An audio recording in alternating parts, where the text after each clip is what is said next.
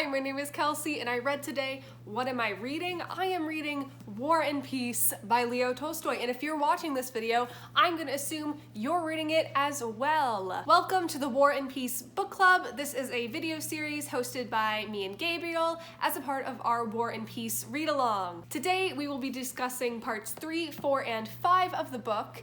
If you would like to see the parts 1 and 2 discussion, you can click in the cards above me to go watch Gabriel's video. We will be interchanging each week on who covers what, so make sure you are subscribed to both of us. That way you don't miss a single update in regards to this video series. Or if you're watching this in the future, there's a playlist. Gabriel and I's discussions are gonna be a little different because, again, this is his second time reading this book, and this is my first. So while his have a little more insight, mine are just me reacting and kind of like getting excited and fangirling over this book. So prepare for that energy. This video is covering 3 parts of this massive book, so I'm just gonna jump into it. I'm just kind of gonna go in order of the events that happen in the parts just to keep my thoughts and notes organized. So I'm gonna start with part 3, AKA Prince Vasily tries to get rid of his children as quick as possible, AKA Princess Mary is gorgeous, you guys are just mean, AKA Nikolai wants to bang the emperor. So I really liked part 3 of this book. You can tell because I couldn't decide on a title to call this portion of the video. So while part 2 of the book was just on the battlefield, part 3 jumps right back into that aristocratic society and gossip. So Pierre has inherited this massive fortune, and the society kind of changes their opinion on him. At first they didn't really give him a second glance, but now that he's flooded with cash, they're like, give me that Bazukov badonkadonk.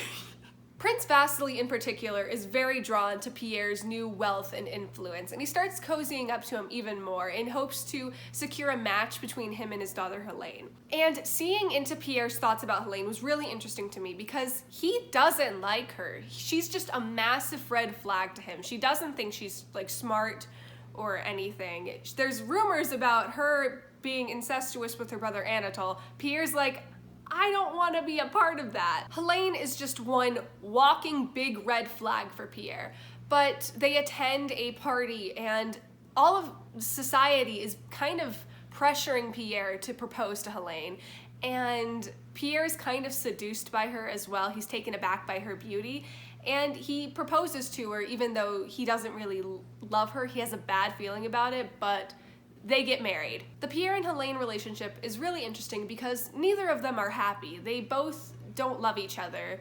Helene is only in it for the influence and wealth, and Pierre is just racked with guilt from saying that he loved her even though he didn't, and it was just really interesting. It's a situation where you're just kind of sympathetic to both of them, and that I wish you guys were happy. But after this, Prince Vasily is back at it again, trying to marry off his kids. In the first few pages of this book, Prince Vasily is like, I hate my kids, they're insufferable, I wish I didn't have them, and it was just so funny to me. So imagine how funny I found it when in half of book 3 is dedicated to Prince Vasily throwing his kids at possible matches, being like, take them, I don't want them. But Prince Vasily takes his son Anatole over to the Bolkonskis in hopes to secure a match between him and Princess Mary. This part was so sad, and it really makes you appreciate Mary as a character because for pages, they're just describing how ugly and hideous she is, and I even had to like write in the book, Mary, you're very gorgeous to me. Even Mary is kind of just crippled with this own self-doubt of feeling like she's not pretty enough. She calls herself too ugly to have a loving husband and child, and I'm like, Mary, no. It's just so frustrating. I just want her to feel loved. Now let's talk about Anatole. Mary and Anatole wouldn't have been a good match, so like thank God for that. But Anatole is an interesting character to me. Like, I can't help but love to hate him. He's just so self-aware and so uncaring that I just find it really amusing. He has this carefree air about him, but he's also like extremely calculating. He starts analyzing Mary and he's like, not bad, devilishly ugly, but she has money. Ooh, I hope she brings that friend with her. And I'm like, dude. But Anatole sets his sights on Mary's friend, Mademoiselle Bourrienne, I think you say her name. And my heart breaks. Mary walks into the garden and sees Anatole and Bourrienne embracing. Also, Anatole is completely unbothered by the fact that the woman he just proposed to is walking in on him and her best friend. Like, he's just chilling. He's like, hey, what's up? But this is where you truly get a better understanding about Mary's character. Rather than being angry and upset that her best friend would do this, she refuses Anatole's proposal not out of anger or jealousy. She does it as a completely selfless act for her friend's happiness. She's like, I will give this man up. That way you two can be together and have a loving life. Mary is just so self-sacrificing. And she has a great quote. She says, my vocation is to be happy in the happiness of others, in the happiness of love and self-sacrifice. She just makes it her mission to make everyone around her happy rather than focusing on her own happiness. And I just want Mary to be happy, please. And Anatole's not gonna go for her friend. He was just playing around. But you see how self-sacrificing Mary is, and you see this in her relationship with her father, her brother, her friends. Someone give Mary some love, please. If she doesn't have a loving life by the end of this book, I'm gonna be mad. Okay, so the second half of book 3 is just a lot of Nikolai at war, and I don't have much to say about it, except Nikolai is in love with Emperor Alexander. Nikolai Rostov is a bisexual icon. There are just pages and pages of him professing his undying love to the Tsar. It reads like love letters, and his devotion to him fuels a lot of his decisions. Like, Nikolai was gonna challenge Prince Andrei to a duel, but then he was just overcome with love for the Tsar. He was like, you know what? Duels are stupid. And after the Battle of Austerlitz, I think is how you say it, Nikolai sees Emperor Alexander standing in a field, and all throughout this chapter he's been like fantasizing about like rescuing him or like hanging out, but he gets too shy. He has like a schoolgirl crush. He's like, no, I'm embarrassed, I can't say hi to him. Like, it's so cute. Nikolai's relationships in this book can be described by this picture I made just now. Speaking of the Battle of Austerlitz, Prince Andrei gets injured and is taken in by Napoleon, and he's healed, which is really cool of him. And I do like all the historical events and characters that Tolstoy incorporates into this novel. I like how we're able to see how this stuff unfolds through the point of view of the soldiers and the aristocrats. I think that's a really nice aspect of this book that I'm really enjoying so far. Okay, on to book 4, also known as Help! I've been shot by a man who wears spectacles. So Nikolai returns home from the war to visit with his family. Sonia and Nikolai are a little awkward because Nikolai's all like, I'm so young, I don't want to be tied down to anything right now. But I guarantee that if the emperor proposed, like at that very moment, Nikolai would be like, I'm done, I'm there. And Sonia's still incredibly devoted to him. Let's talk about Sonia for a second. A trait I love about her is just how fiercely devoted she is to everyone in her life. And Natasha has a great comment about that. And it's just a fun comparison to see how loyal Sonia is to this one person and how Natasha's in love with someone like every other week.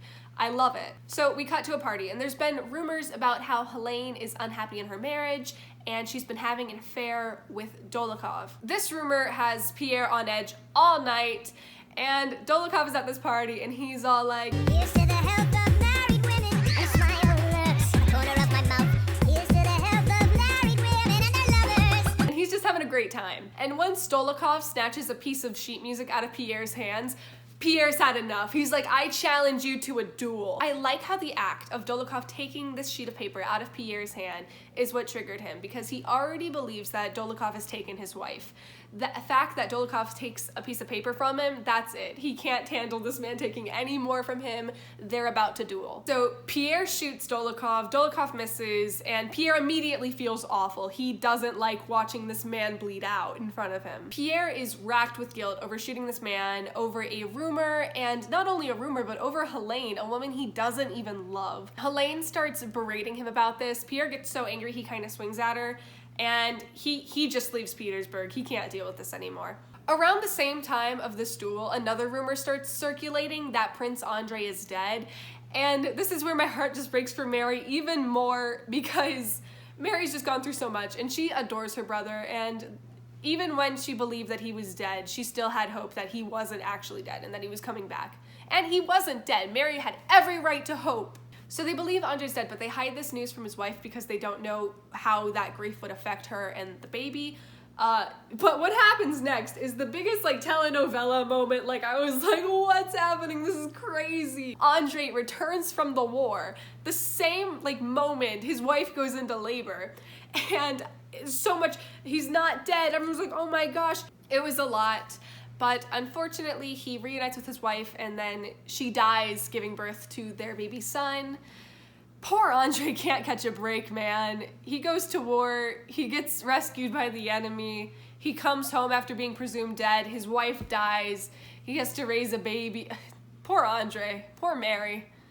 Give the Bolkonskis a break. Okay, we're done with that. Let's go talk about Dolokhov, because I have a lot to say about this man, not gonna lie. The book up until this moment has presented him as like this cocky, arrogant man, and he is, but like, he's a secret softie. So Nikolai was acting as Dolokhov's second during the duel, and while he's recovering, Dolokhov tells a lot about his life to Nikolai. Dolokhov has been living with his devoted mother this entire time, and he starts just crying over the thought of his mother having to watch him die. He also cares for his hunchback sister, and he's just a very caring and tender family member, and that's just a side of him I didn't expect to see.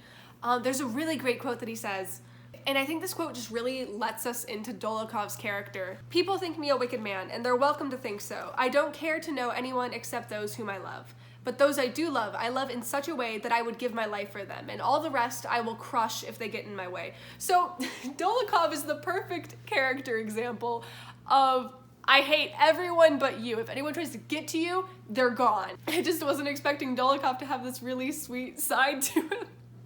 I texted Gabriel right before filming this, and I was like, hey man, are my opinions on him going to age poorly?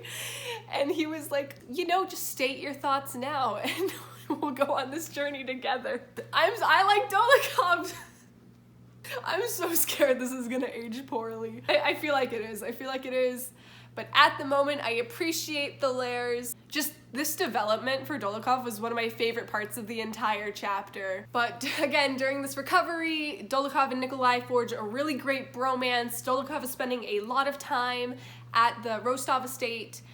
Too bad this all ends in betrayal. This time at the Rostov residence had forced Dolokhov to kind of grow really fond of Sonia.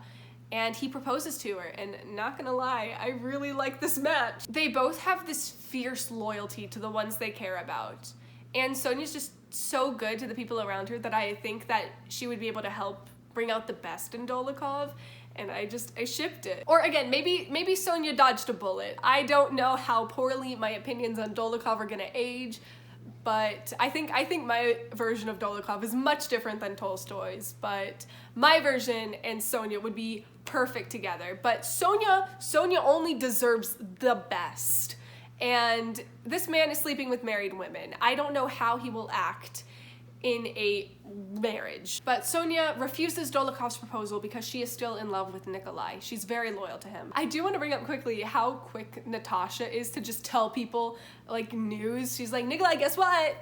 And it's one of my favorite ongoing jokes or just running gags in the book where Natasha's like, I won't tell anyone. Guess what? Speaking of Natasha, I'm gonna get sidetracked for a quick minute. She goes to her first ever ball and she dances with Denisov, I think his name is, all night long. And he proposes that night, and Countess Rostov's reaction to it all is just so funny to me. She's like, this girl just stopped playing with dolls and now people are proposing to her? And so Natasha refuses that, but I just wanted to bring it up because I thought it'd be funny. But back to the Sonia, Nikolai, and Dolokhov drama, which is the best part of this chapter next to the duel. Dolokhov is still really salty and hurt by Sonia's refusal of his proposal. And he knows that she refused him because of her love for Nikolai, and he's not having that. So as an act of revenge, Dolokhov kind of gambles Nikolai out of all his money, which is that's pretty petty. Nikolai is obviously crushed by this, and he has to beg for money from his parents, and he goes back to war feeling like a ruined man and completely undeserving of Sonia's love. And maybe you are undeserving of her. I hope for the rest of the book it's just him trying to improve and become worthy of Sonia, because Sonia deserves only the best.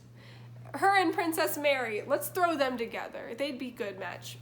This is another thing I hope doesn't age poorly. Gabriel, I hate that you've read this book before me because I feel like my discussion is just like, man, I hope nothing bad happens. And it's Gabriel's watching this like, It's gonna be fun to watch this back once this read-along's over. Okay, time for our last part, part 5.